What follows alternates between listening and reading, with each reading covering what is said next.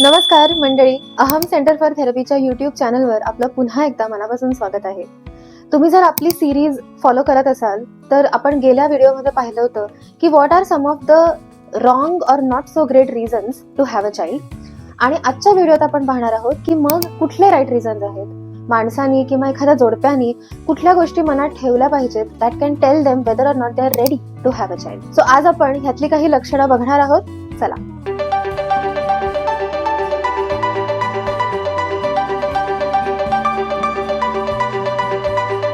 सगळ्यात जे पहिलं लक्षण जे माझ्या मनात येतं ते म्हणजे एखाद्या जोडप्याचं फाउंडेशन आणि नातं इतकं घट्ट असणं, इतकं स्ट्रॉंग असणं की त्यांना हा नवीन चॅलेंज स्वीकारण्यामध्ये आनंद वाटतोय. ते त्या चॅलेंजचा कुठल्याही दडपणाखाली येऊन विचार न करता एक आपल्याला आपलं आयुष्य आणखीन समृद्ध करण्याचा मार्ग असं जर बघत असतील तर that is just a great first step.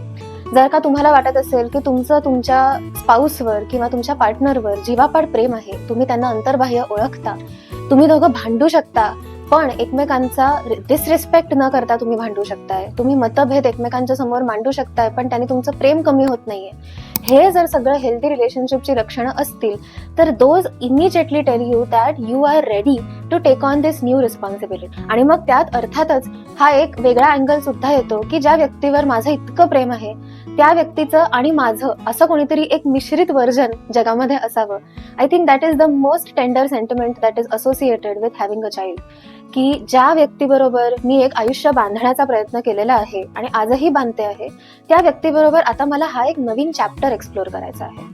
So that is our very first reason or first sign that you are ready or that this is a great way to have a child. या पुढचं लक्षण मला असं वाटतं की प्रत्येक जोडप्याने individually सुद्धा ह्याचा विचार केला पाहिजे की माझ्यामध्ये असे कुठले स्किल्स आहेत किंवा अनटॅप्ड रिसोर्सेस आहेत जे मला वाटतं की बाळ झाल्याने ते मला स्वतःबद्दलच जाणवतील.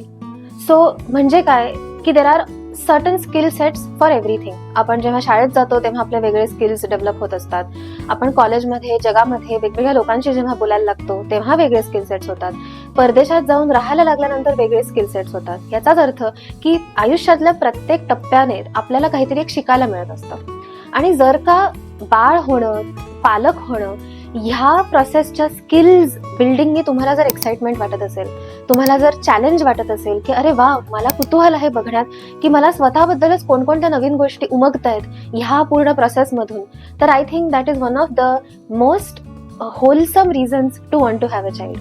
की स्वतःमधल्याच अनटॅप्ड रिसोर्सेसना मी शोधून काढ. Another reason which is a very strong reason to have a child और खूप चांगलं लक्षण की तुम्ही रेडी आहात इज तुमचं स्वतःचं मानसिक आरोग्य अतिशय समृद्ध आणि स्टेबल असणं.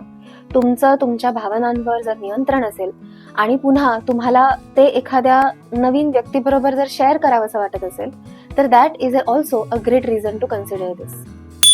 या पुढचं जे कारण आहे ते थोडंफार आपल्या आधीच्या मुद्द्याबरोबर सिमिलर आहे. ऑलरेडी माझ्या कामाच्या स्वरूपात असं मला जाणवतं की there are so many children in the world ज्यांना चांगल्या पद्धतीचं पालकत्व न मिळाल्यामुळे त्यांच्यामधलं पोटेन्शियल वाया गेलं. They were not able to fulfil their potential किंवा ते फुलफिल करण्यासाठी त्यांना अतिशय झगडा करावा लागला. आणि अशा पार्श्वभूमीवर जर का मला हा कॉन्फिडन्स असेल स्वतःत की मी एक अशा जीवाला आणि अशा माणसाला मी निर्माण करू शकेन that will make the world a better place, ज्याच्यामुळे ना ते बाळ आणि ते माणूस स्वतः चांगलं असेल पण त्यामुळे बाकी त्याच्या आजूबाजूचं अख्खं जग आणि लोक ही चांगली होतील और they will benefit from that child. आणि हा जर कॉन्फिडन्स माझ्यात असेल तर I think that's also a brilliant reason to consider having a child. गेल्या व्हिडिओत मी हे म्हटलं होतं की कुठलीही पोकळी भरून काढायला तुम्ही मूल करण्याचा निर्णय घेता कामा नये. पण त्याचा हा अर्थ नव्हे की तुम्हाला जर आयुष्यामध्ये अनेक अर्थ, अनेक पर्पजेस असतील, त्यामध्ये तुम्हाला हा एक आणखीन पर्पज जर जोडायचा असेल तर that in of itself is a great reason to have a child. की मला त्या पूर्ण प्रोसेसमधून बाळ होणं, त्याचं संगोपन करणं, एखाद्या पूर्ण नवीन वेगळ्या व्यक्तीच्या डोळ्यातून पूर्ण विश्वाला अनुभवणं, ह्या पूर्ण प्रोसेसमधून मला अतिशय निखळ आनंद मिळणार आहे, सुख मिळणार आहे, समाधान मिळणार आहे. आणि out of all the reasons that I find meaning in my life, हे सुद्धा आणखीन एक त्याच्यामधलं कारण असणार आहे. This package is the best reason to have a child. पुढचं जे लक्षण आहे ना, ते मला असं वाटतं की it should be taken with a grain of salt. आणि ते का हे पण मी काही वेळात सांगते. पण माझ्या जवळच्या लोकांना, माझ्या आई वडिलांना, आजी आजोबांना, माझ्या कुटुंबियांना अतिशय आनंद होईल जर मी हा निर्णय घेतला तर, आणि त्यांना एक वेगळं सुख सुद्धा मिळेल. हे सुद्धा एक कारण असू शकतं, as long as it is not just the one reason. तुम्ही जर फक्त त्या कारणासाठी हा निर्णय घेतलात तर that might not be the best case scenario, कारण पुन्हा एकदा तुम्ही दुसऱ्याच्या जीवावर स्वतःचा एक मोठा निर्णय घेताय. पण if it is one of the reason that you want to give love back to these people, ज्यांच्यावर तुमचं अतिशय जीवापाड प्रेम आहे, तर I can't think of a wonderful reason or a more wonderful reason to have children. तर मंडळी, माझ्या थेरप्युटिक ट्रेनिंगमधनं, आयुष्यातल्या अनुभवांमधनं मला ही लक्षणं सुचली की काय काय रिझन असू शकतात, लक्षणं असू शकतात which are the right ones to have a child. If you are a parent, we would love to know की how you had gone through that process. तुम्ही तो निर्णय कसा घेतला होतात, काय कारणांमुळे घेतला होतात. सो कॉमेंट सेक्शनमध्ये नक्की कळवा. आणि जर तुम्हाला ही प्रेग्नन्सी सिरीज आवडत असेल तर चॅनलला परत परत भेट देत राहा आणि हा व्हिडिओ शेअर करा.